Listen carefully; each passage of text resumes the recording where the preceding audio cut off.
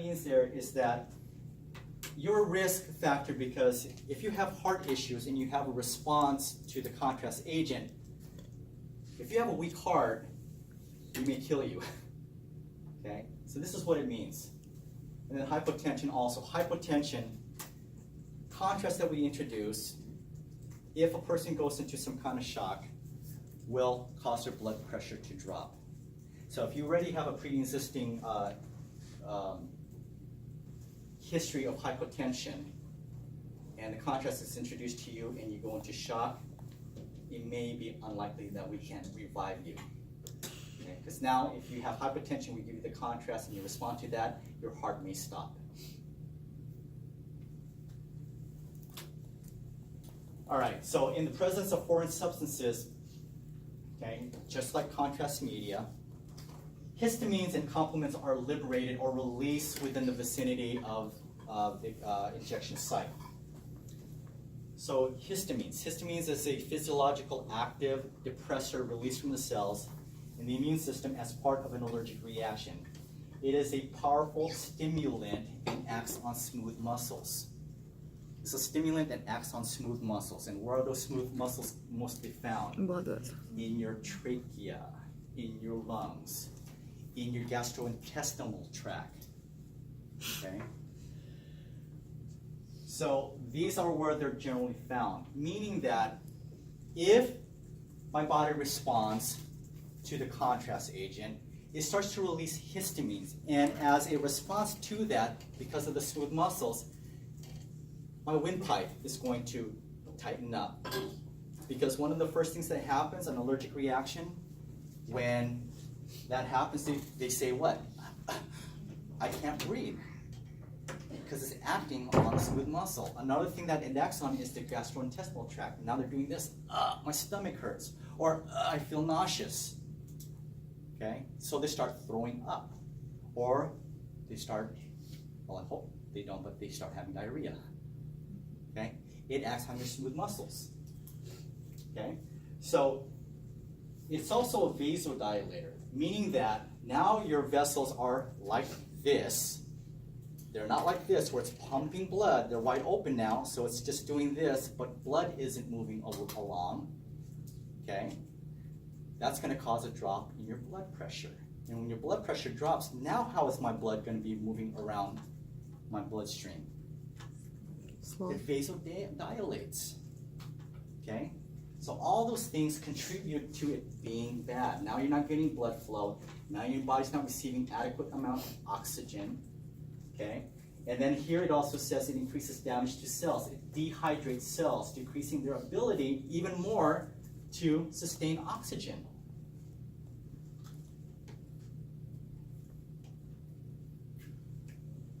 So how do we prevent that?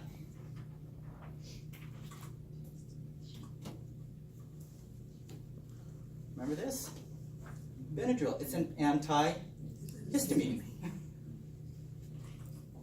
And then the muscle spasms, the constriction. How do we prevent that? The other stuff. These are muscle relaxers. Phenergan, Solu-Medrol, Solu-Cortef. Have you guys ever heard of Phenergan? It's in your cough syrup.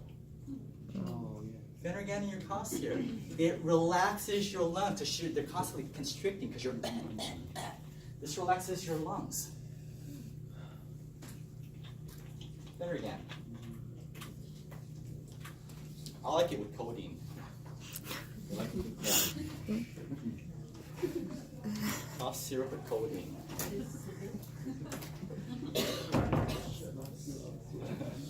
All right, the next one here is that your body is also going to release complements. Complements is a group of proteins found in your normal bloodstream and plasma that are activated sequentially in the cascade-like mechanism that allows them to combine with antibodies and destroy pathogenic bacteria and foreign cells. It's normally in your system. It's present. But when it is activated by an antigen, it now increases in population. And when you have an overabundance of these complements, they cause destructive changes in your blood. Hemolysis is what it's called. Okay? It causes crenation or abnormal notching and shrinking of your red blood cells. sickling formation of your blood cells, and it also increases the vascular permeability, meaning that the blood in your vessels start to leak out, and so now your body starts to collect fluids. So it also changes the what's the lining of the vessels? Endothelial. So it not destroys it, but it modifies the endothelial lining, causing the blood or the fluids of your blood to leak out. Remember, blood, 90% of it is plasma, right? Okay, so now you have water leaking into your surrounding tissue. That's why when you see somebody who has edema and things like that, edema is caused by poor heart or CHF, their inability to pump blood properly. So that's what happens. So ionic contrast tends to cause a release of more histamines and complement activation than non-ionic. The chemotoxic effect of contrast refers to the ability of the iodine atom to bind with protein molecules in the bloodstream, and it alters them. Oh, there it is. It alters the metabolism within the endothelium. It can cause the individual to feel nauseous, gastrointestinal edema, and also seizures. The osmolar effect results in a shift in the intracellular water and disruption of vessel transport hemostasis. Water is drawn through the cellular membrane in the presence of high osmolality. Clinical manifestations include pain, warmth, hypotension, which is what? Low blood pressure, and ventricular tachycardia. What's tachycardia? Fast heart rate, okay? Remember what I said? When one happens, your low blood pressure, to compensate for that low blood pressure, we need to increase your heart rate to maintain the cardiac output. You can have tachycardia and high blood pressure, which is natural from running, excitement, taking drugs, okay? That might be unnatural, but it happens. But in your body's defense, it's going to try to compensate for that. And in this case, if your blood pressure drops, the heart rate usually increases. Usually is the key.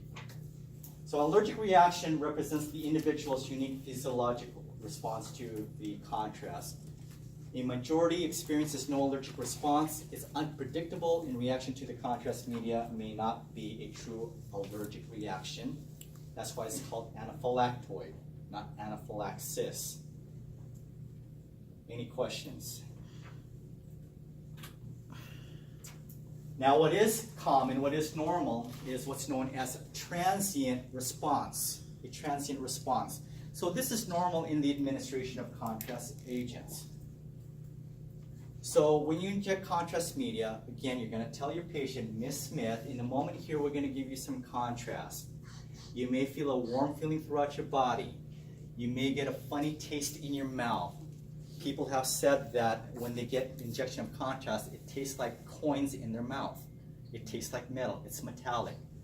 So you may get a warm feeling throughout your body. You may get a funny taste in your mouth.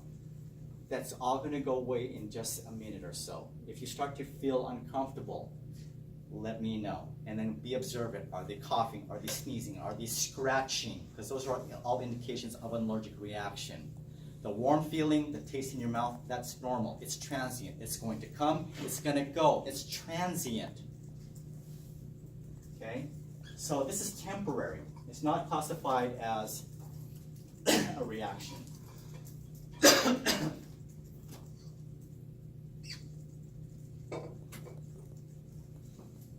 A vasovagal response is associated with cardiovascular changes manifested in the reaction to the injection, not the contrast. We're talking about the injection. In other words, getting stuck by a needle. Okay, that's the response. You get a vasovagal response. So it's cardiogenic, so what happens is your blood pressure drops. You feel faint. Okay? So it can be triggered also by emotional or physiological stimuli. In other words, the anxiety that you build up about having the procedure done. So the moment that you get stuck and respond to pain, your blood pressure drops. Because it alters the cardiac electrical conduction, and it causes your blood pressure is dropping because you're vasodilating. Your vessels just open up and there's no blood movement. That happened to me once when I went to go to an NSYNC concert. But you know what I'm talking about, right? Those who go to concert, Sarah knows. And then they pass out. Okay, that's Face Bagel. Pass out because of drugs and alcohol. Have you guys seen the video where it's a slingshot in a carnival? It's a slingshot. They're all excited and you get slung up and they're like screaming and yelling and then they pass out. Yeah. And that goes right. Have you seen that on YouTube? It's like a cult. Yeah. It's a slingshot.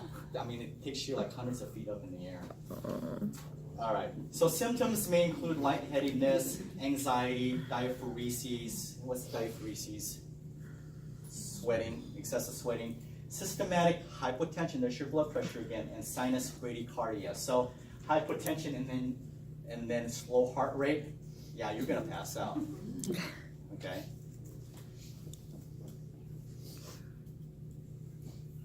All right. Did I ever guys tell you the story about my experience in venipuncture? You guys remember that? I've heard it. It won't happen this semester. No, it's not gonna happen. Don't worry. Yeah. I was hoping you guys would have forgotten about it by now. Well, the rest of us feels left out right now. Yeah. I had no control of it. I mean, it just happened. I was like, whoa. Yeah, I passed out. Yeah. Oh, yeah. Someone passed out. It wasn't out of pain. What happened was they hit a nerve. So this was an electrical shock. Electricity went from my arm to the back of my neck and my head, and I just passed out. And I opened up my eyes and they were all like looking at me. And I'm like, what happened? They're like, you passed out. I'm like, no, I didn't. Yeah. But they hit a nerve and it was a, yeah, I mean, they completely, they weren't even trying to be ginger. They just kind of, and I have a high pain tolerance too. I mean, it wasn't the pain that caused it. They hit the nerve. Yeah, all men say that. They Yeah. were deep. Right. Yeah. Of course.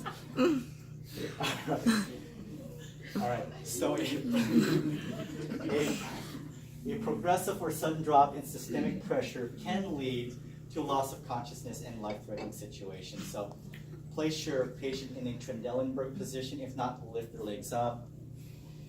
Initiate fluid replacement, and also atropine is good for someone who's bradycardic, so it'll cause stronger constriction and to your heart, making it stronger, giving it a faster heart rate. So atropine is a drug of choice for bradycardia.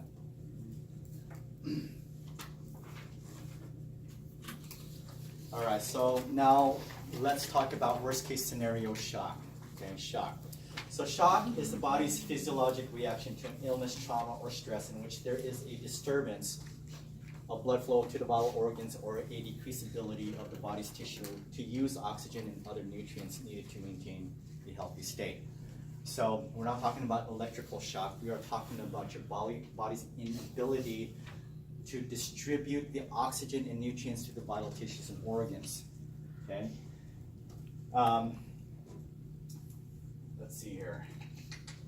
So we have 3 stages. We have compensatory, progressive, and also irreversible.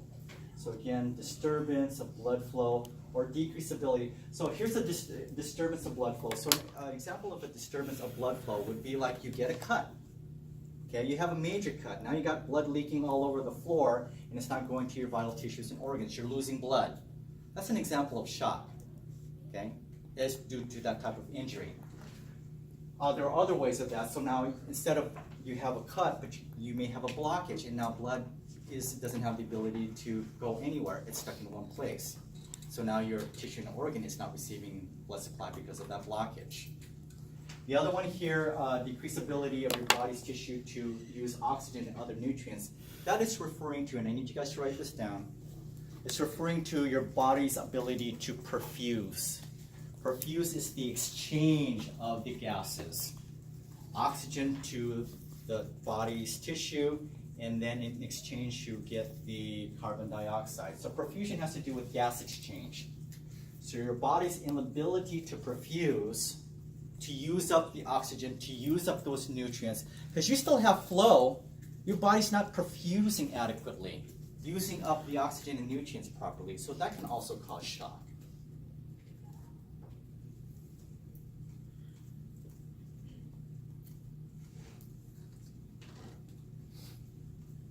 It's getting late, huh?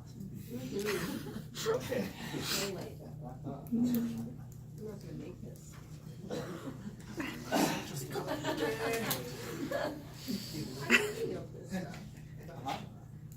Okay, so the stages are stages of shock. What was that? I missed it. The stages of shock includes compensatory, progressive, and irreversible. Okay, so compensatory. So what I've done there in the box are your normal vitals. So blood pressure is 120/80 to 140/90. So that's your regular pressure. So you guys know the difference between, let's say 120/80. 120 refers to systolic or the squeezing of the heart, and 80 is the diastolic relaxation. Okay, so that's your normal blood pressure. Your heart rate is anywhere between 60 to 100 beats per minute, and then your respiration is 14 to 20 per minute. Those are your normal ranges. So in the compensatory stage of shock, your skin is cold and clammy. Okay, and that has to do again with the reduction of blood flow. Your blood is warm. If it's circulating throughout your body, you should be warm. If you're cold and clammy, that's an indication that blood isn't flowing very well. What is clammy? Clammy is like cold. It's cold and sweaty. Sweaty. Yeah, like a clam. Like a raw clam. Yeah. Urine output decreases. Again, good indicator because blood eventually makes its way to the kidneys to produce urine. And if you're not producing urine, that's an indicator that blood isn't circulating. Respirations are increased. Well, it's increased because why? Your body's not receiving the blood supply, which is oxygen. So your body's saying, well, if I'm not getting it, I'm going to breathe a little bit faster. I need to get more oxygen in, right? Bowel sounds are hypoactive. We've said time and time again that your bowels are highly vascular, and that's what causes the sounds of your stomach. You know, all that noise that you hear. And if you're not hearing those sounds, it's not receiving adequate amount of blood supply. Okay. Blood pressure is normal at first. Anxiety level starts to increase because now there's no blood probably going to your brain, which also needs oxygen, so you get highly anxious and uncooperative. So now your blood pressure starts to fall. All the body systems are inadequately perfused, including the heart, which begins to pump inadequately. Fluid leaks from the capillaries, and the patient goes into possibly into renal failure, and the liver, GI, and heme systems begin to fail. And so now the next stage is going to be your progressive stage. So again, watch for the pattern here. When somebody's going into shock, there are 4 indicators. Okay? When someone's going into shock, blood pressure is going to drop. So blood pressure drops. What do you think is going to happen to your heart rate? It's going to try to go up. Okay, so blood pressure goes down, heart rate should go up. Another indicator of shock is urine output drops. Okay, so your urine output drops. And then again, your body's saying, hey, give me some oxygen. What do you need to do to get some oxygen in there? What's going to happen to respiration? Frequent. It's going to go up. Okay, so respiration goes up, heart rate goes up, blood pressure goes down, urine output goes down. You guys got that? Okay. So that's the pattern. So as we're talking about this, you can see those 4 indicators getting progressively worse. So here now at the progressive stage, blood pressure falls. Your normal blood pressure is 80 to 90, and now you're talking about below 60. Systolic pressure, I'm sorry, 120, 140, now you're at 60. Okay? Your heart's not pumping. If your heart's not pumping, blood's not going to get anywhere. Your respirations are rapid and shallow. You guys seen the pattern? Severe pulmonary edema results from leakage of fluid from the pulmonary capillaries. Your heart starts to increase in speed. Anything above 100 is considered fast. Anything above 120 is considered tachycardia. Your heart's pumping, but doesn't mean it's effective. Okay? Just because your heart's pumping that fast doesn't mean it's effective. Patients complain of chest pain. Well, yeah, I can't breathe and my chest hurts from it pumping so fast. Mental status starts to happen because, again, no blood going to the brain. There may be some changes in their level of consciousness, LOC. You may have problems with your renal, hepatic, GI, and also your blood systems. And if this progressively gets worse, now it's at the irreversible stage where your organs just shut down. Okay? Organs and systems of the body suffer irreparable damage, and then recover is unlikely.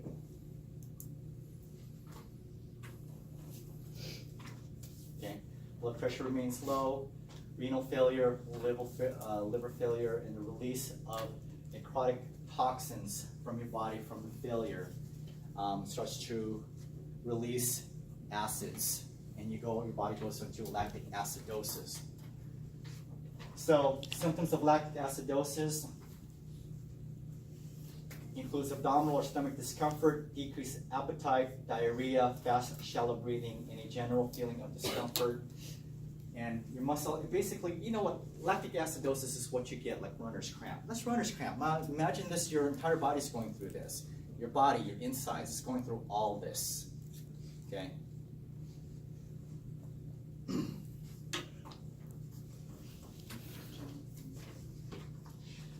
Causes of shock, we talked about bleeding. Under physical and emotional stress can cause shock. Having a serious injury or infection, vomiting or diarrhea. What does that have to do with shock? Dehydration. You need water. I mean, again, your blood supply, main media there is water.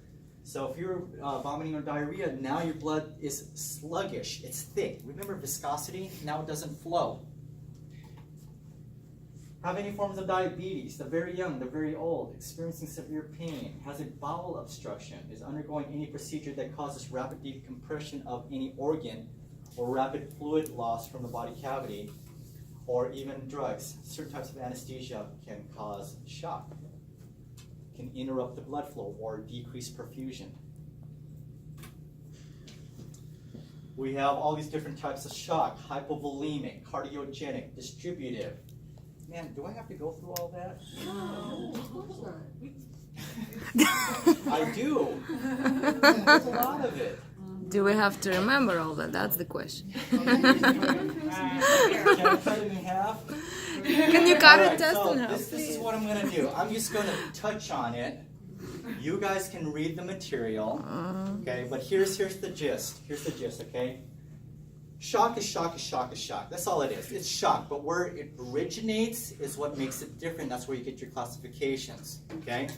Hypovolemic just means, what's hypo? Low. Low volume. Low volume. Yeah, low volume. So that's hypovolemic. Cardiogenic, shock that originates from the Heart. Genic, origination, heart. Okay, so that's like your heart attack. Distributive shock. Oh, you guys know what that is. Okay, it's the distribution. So what happens here in distributive shock is that blood isn't returned back to your heart. Okay, it's distributed, but it doesn't come back. Okay, to get reoxygenated. So you guys can read about that. Two classifications of distributive is neurogenic, meaning that it comes from the brain, and then septic shock is when your entire body goes into your entire body, your blood that's circulating is septic. It's infectious. Okay, you have infected blood circulating through your body, and so just a real quick note on that is this is one of the #1 causes of death in the hospital or in the ICU is septic shock, because it's systemic blood poisoning. Okay, that's due to infection in your blood. And so obstructive is obstructive refers to a blockage in your pulmonary artery.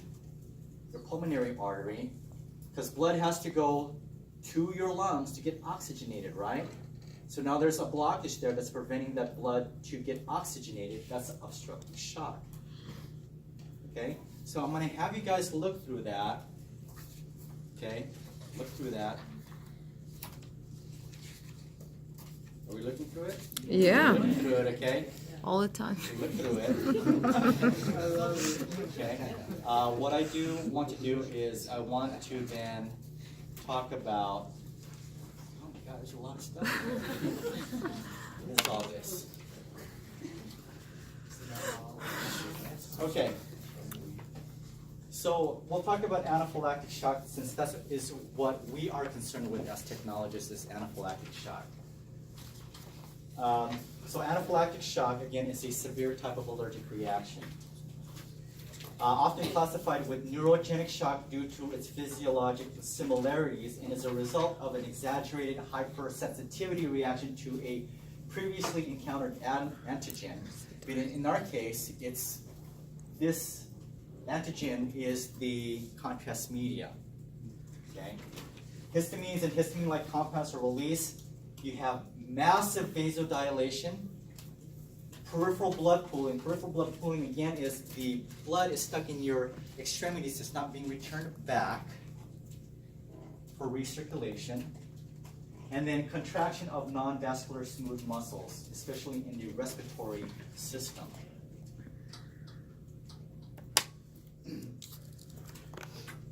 So the more sudden the onset of the symptoms, the more severe the reactions become. So you go into shock, you can go into respiratory failure, cardiac arrest, and then death within minutes. Okay? I've only had one patient that had an anaphylactic reaction during a cardiac cath lab procedure. He was athletic, he was in his 40s. The onset wasn't even gradual, it was abrupt. The moment that we injected contrast in his system, his eyes rolled back, his blood pressure dropped, his heart rate dropped, and we were performing CPR on that patient for about 40 minutes because he was young. Okay? We were working our ass off to try to get him back, and we couldn't. Okay? He had no history of allergies. He was a runner. He had a treadmill test that showed that he may have had a heart blockage in the back of his heart. The reason why we did this was because to see whether or not those results were true. So what it was a false positive result. So when we did the contrast study of his heart, his vessels were wide open. And he ended up dying for nothing. Okay, that one time.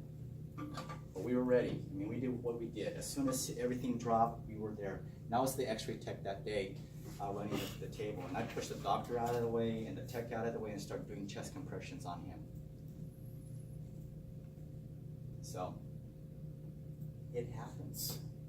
But if you look at the bigger picture of how long I've been doing this, I've been working around this type of environment for over 13 years in the cardiac cath lab and interventional radiology.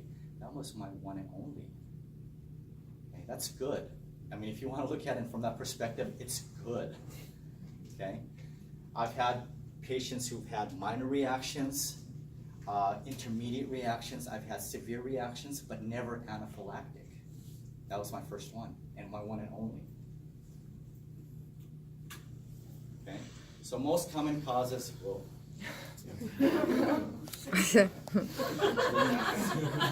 Did you paste it?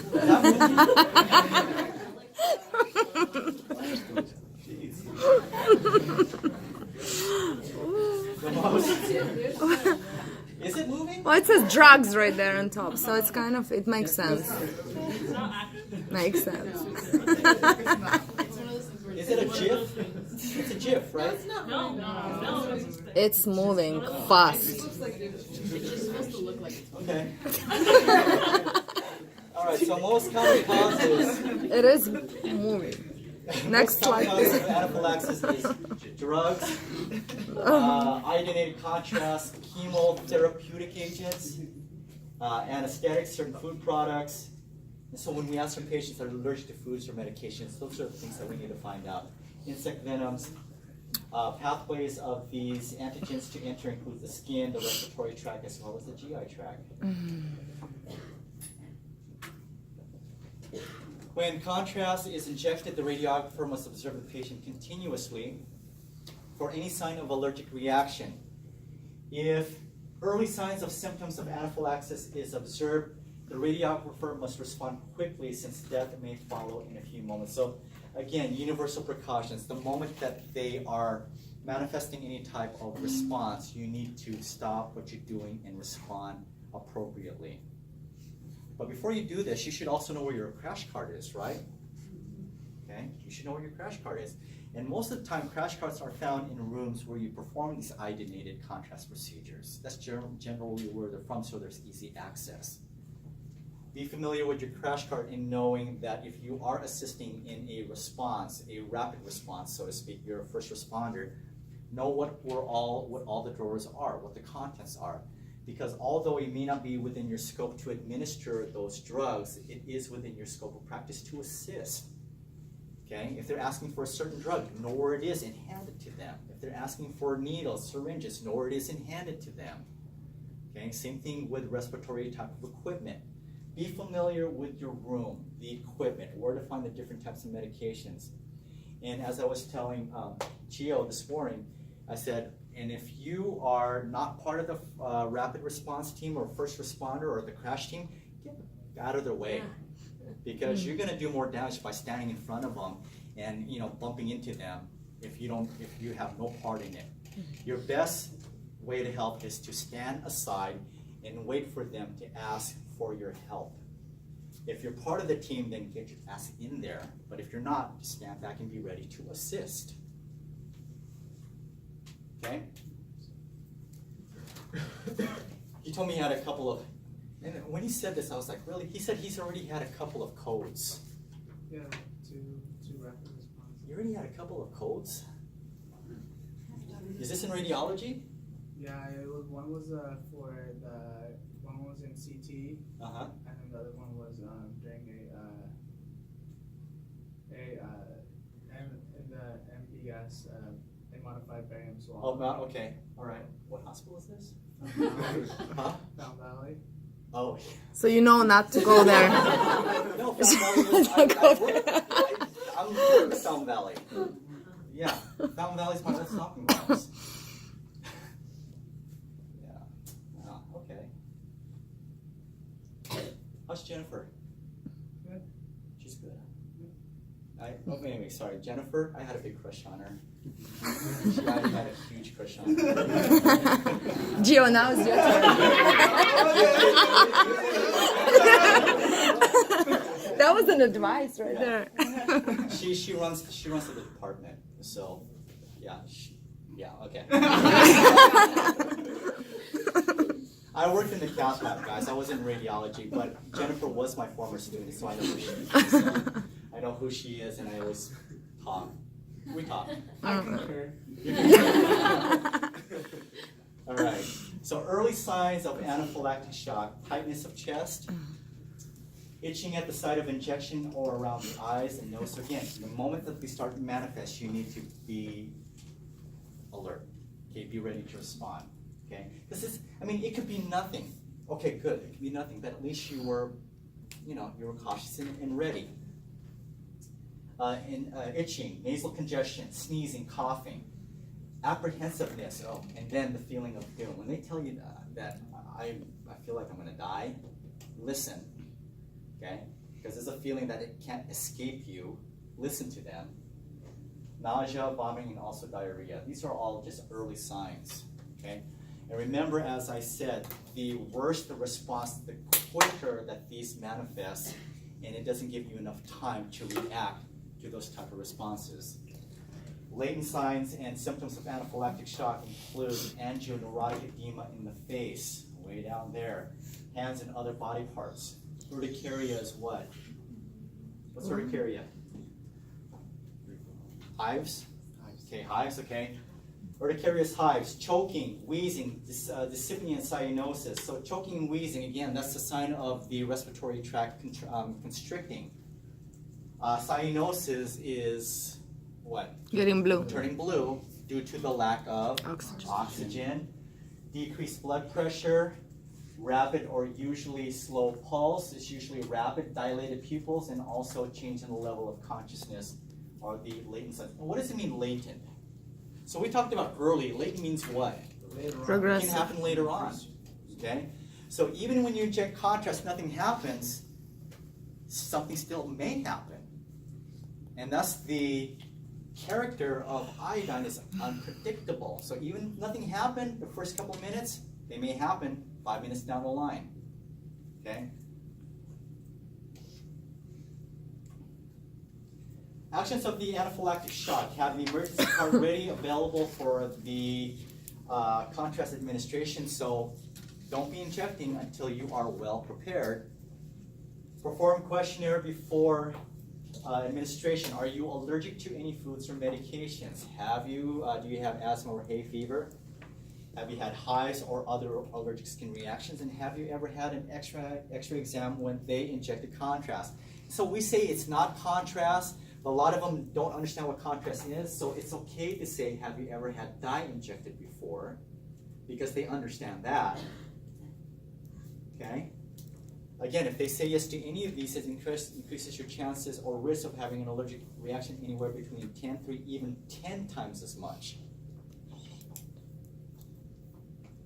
If the patient has a long history of allergic reaction to foods or drugs, the procedure may be postponed.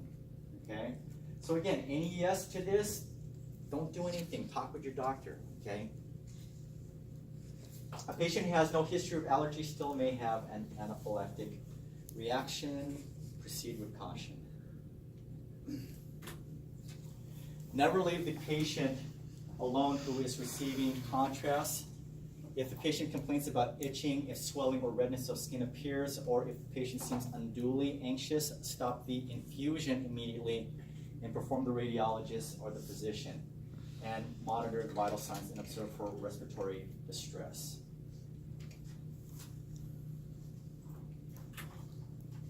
Someone who's going into this type of shock, believe it or not, the best position to put them in is in a sitting position. It's in a sitting position. Okay? If they're awake. Okay? If they pass out, now they're on their back. Okay? You want to make sure they're not swallowing their tongue. Okay? You may have to perform CPR. But usually, if they're going through this, a sitting up position is helpful, because what it does is that it increases your lung space, your diaphragm drops, you get more lung capacity for them to breathe, to bring in oxygen into their blood supply. Okay, so place patient in semi-followers. Prepare to assist with the administration of oxygen, IV fluids, and medication. Again, it may not be in your scope to administer that, but you can help. Know where the epinephrine is. Epinephrine increases the heart rate, muscle strength, blood pressure, and increases the sensitivity to electrical shock. Okay? And you hear about that all the time. You hear it in the movies. Someone goes into shock, or someone is having an allergic reaction. First thing the doctor says is, epi, right? Give me epi. Well, that's epi. Okay? Diphenhydramine is Benadryl, so know where that is. Hydrocortisone, steroid or anti-inflammatory. Aminophylline helps open the airway. Yes, be familiar with those drugs. I was waiting for that. Someone asked me. Yeah, but you never answer. So. I know. I will volunteer information.